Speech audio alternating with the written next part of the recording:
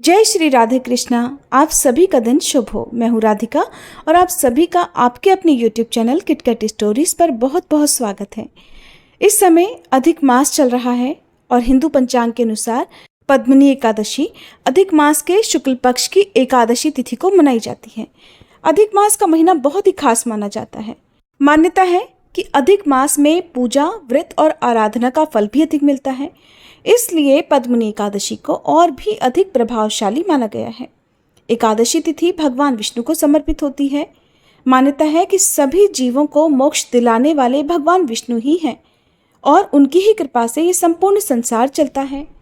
ऐसे में जो भी भक्त सच्चे मन से भगवान विष्णु का पूजन पद्मिनी एकादशी को करता है और उन्हें भोग में तुलसी पत्र और जल अर्पित करता है, साथ ही हाथ जोड़कर व्रत की कथा पढ़ता या सुनता है, भगवान विष्णु उनकी सभी मनोकामनाओं को पूर्ण कर उन्हें अंत में मोक्ष प्रदान करते हैं। तो आज पद्मिनी एकादशी के इस शुभ अवसर पर आप सुनने वाले हैं पद्मिनी एकादशी की संपूर्ण कथा। सबसे पहले तो आप सभी को पद्मिनी एकादशी की हार्दिक शुभकामनाएं।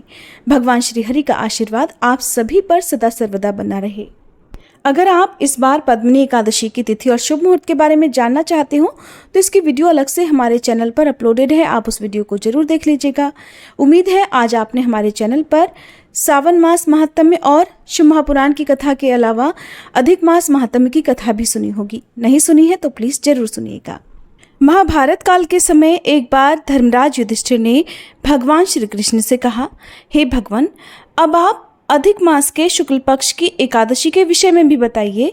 उसका नाम क्या है तथा व्रत की विधि क्या है, इसमें किस देवता का पूजन किया जाता है और इस व्रत को करने से किस फल की प्राप्ति होती है। तब भगवान श्री कृष्ण इस प्रकार बोले, हे धर्मराज, अधिक मास की एकादशी अनेकों पुण्य प्रदान करने वाली है, जिसका नाम है पद्मिनी एकादशी। इस एकादशी के व्रत से मनुष्य विष्णु लोक को जाता है। यह अनेकों पापों को नष्ट करने वाली तथा मुक्ति और भक्ति प्रदान करने वाली है। हे धर्मराज, अब ध्यान पूर्वक पद्मिनी एकादशी व्रत की विधि के बारे में सुनो। दशमी तिथि के दिन से ही ये व्रत शुरू हो जाता है। एकादशी के दिन प्रातःकाल नित्य क्रिया से निवृत्त होकर पुण्य क्षेत्र में स्नान करना चाहिए। उस समय गोबर, मिट्टी, तिल, कुश तथा आमल की चूर्ण से विधिपूर्वक स्नान करना चाहिए। स्नान करने से पहले शरीर में मिट्टी लगाते हुए प्रार्थना करनी चाहिए, हे मृत्तिके, मैं आपको नमस्कार करती हूँ। आपके स्पर्श से मेरा शरीर पवित्र हो। समस्त औषधियों से पैदा हुई और पृथ्वी को पवित्र करने वाली हे मृत्तिके, मुझे शुद्ध करो। आप मेरे शरीर को छूकर मुझे पवित्र करो। हे शंख चक्र गदाधारी देवों के देव, हे जगन्नाथ, आप मुझे स्नान करने के लिए आज्ञा दीजिए। इसके बाद वरुण देवता का ध्यान करें। अगर पवित्र तीर्थों के जल से स्नान करना संभव ना हो तो किसी तालाब में, कुंड या सरोवर में भी स्नान कर सकते हैं। अगर ऐसा भी संभव ना हो तो घर पर ही स्नान वाले जल में गंगा जल मिलाकर भी स्नान किया जा सकता है। स्नान करने के बाद साफ, स्वच्छ और पीले वस्त्र धारण करके संध्या तर्पण करके मंदिर में जाकर भगवान विष्णु की धूप, दीप, नैवेद्य, पुष्प, केसर आदि से पूजा करनी चाहिए। इसके बाद भगवान के सामने नृत्य और गायन आदि करने चाहिए। भक्तजनों के साथ ही भगवान के सामने बैठकर पुराण की कथा सुननी चाहिए। अधिक मास के शुक्ल पक्ष की पद्मिनी एकादशी का व्रत निर्जल करना चाहिए। अगर मनुष्य में निर्जल रहने की सामर्थ्य न हो तो उसे जलपान या फिर फलाहार से ही इस व्रत को रख लेना चाहिए। रात्रि में जागरण करके नृत्य और भजन कीर्तन करके भगवान का स्मरण करना चाहिए।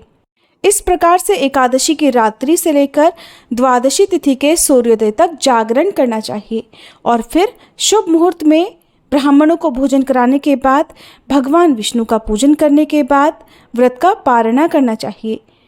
हे धर्मराज, इस प्रकार जो भी मनुष्य विधि पूर्वक भगवान की पूजा तथा व्रत करते हैं उनका जन्म और व्रत सफल हो जाता है और वे इस लोक में अनेकों सुखों को भोग कर अंत में भगवान विष्णु के परम धाम को जाते हैं।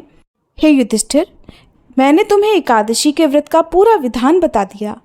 अब पद्मिनी एकादशी व्रत की कथा भी सुनो। ये सुंदर कथा एक समय पुलत्स्य जी ने देवर्षि नारद से कही थी।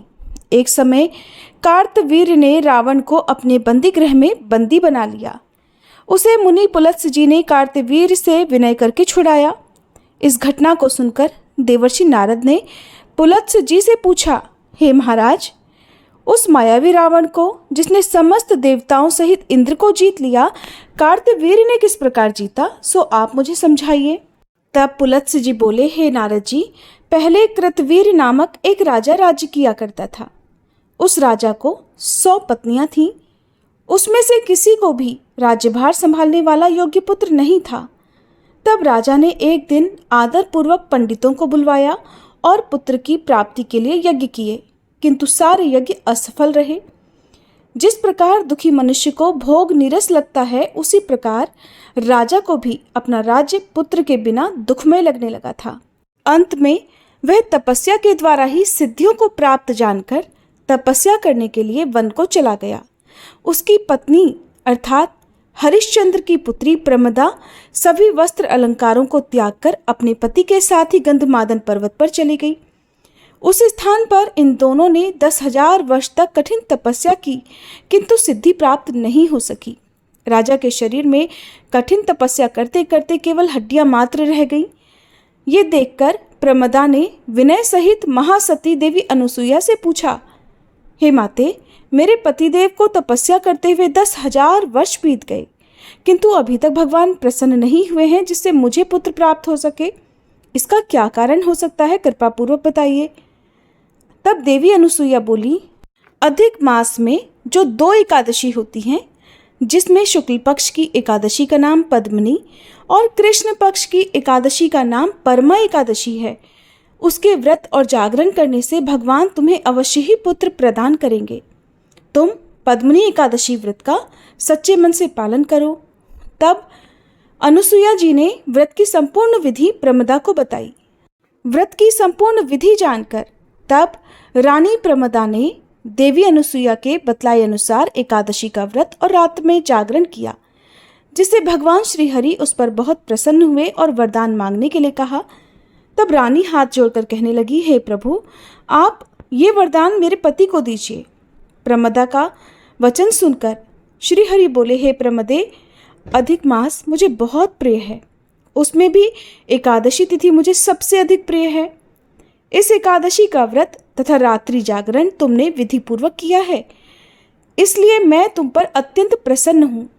ऐसा कहकर भगवान श्री विष्णु राजा से बोले, हे राजन, तुम अपनी इच्छा के अनुसार वर मांगो, क्योंकि तुम्हारी पत्नी ने पद्मनी एकादशी का व्रत रखकर मुझे प्रसन्न किया है।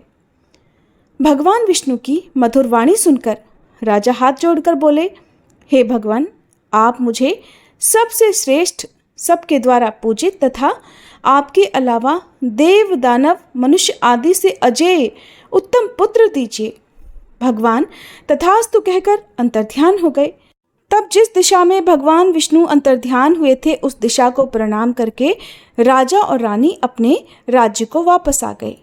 उन्हीं के यहाँ कार्तवीर्य उत्पन्न हुए थे। वे भगवान के अलावा सबसे अजेय थे। उन्होंने ही रावण को जीत लिया था और ये सब पद्मनी एकादशी के व्रत का ही प्रभाव था।